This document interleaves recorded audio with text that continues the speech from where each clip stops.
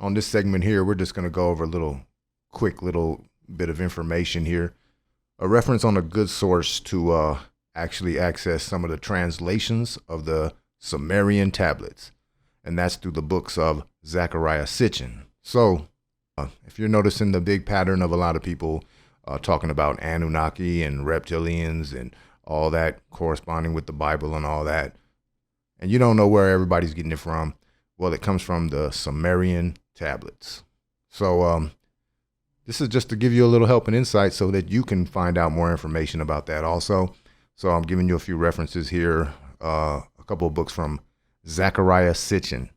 I read these books almost about 20 years ago. There may be more newer translations out there of the actual Sumerian Tablets. From back in that time, Zecharia Sitchin was the guy who everybody knew to have devoted his whole entire life to translating these Sumerian Tablets. So I would reference him first to get started.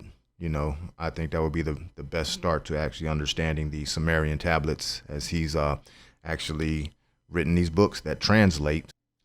All right, you have the 12th Planet by Zecharia Sitchin. That is probably the best one to get started with. It's a straight translation, like from beginning to end on the Sumerian Tablets and what they say, what the whole story is, as per his translations of the Sumerian text, the Sumerian Tablets. You also have the Book of the Wars of Gods and Men. You have the Cosmic Code. You have the Lost Book of Enki and the Anunnaki Chronicles. So these are good references. I believe that when you read the Bible, you've got the scriptures that give references to other books, like you have the Annals of Jehu. You have the Book of the Wars of the Lord. These are scriptures that are actually referring you to read other books outside of the Bible to validate the stories that are in the Bible. Just like at college, or just like when you're writing anything nonfiction, you're to cite the source. That's exactly what the Bible is doing here, and those sources are these Sumerian Tablets.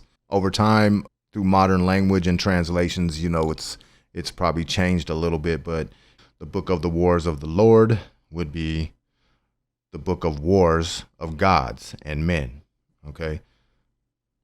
Also, the Annals of Jehu would be the Annals or the Book of Enki. Okay.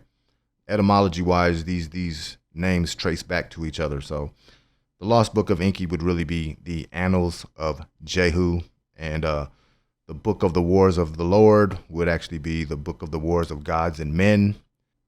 And that's translated from the Sumerian Tablets, which the Bible and Scripture actually cites as a source itself to validate the stories that are in the Bible. So just sharing that with you.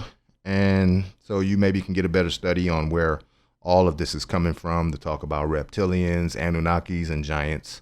It's from the Sumerian Tablets, and these are probably the best interpretations just to start off with if you're trying to research a little bit more about the Sumerian Tablets.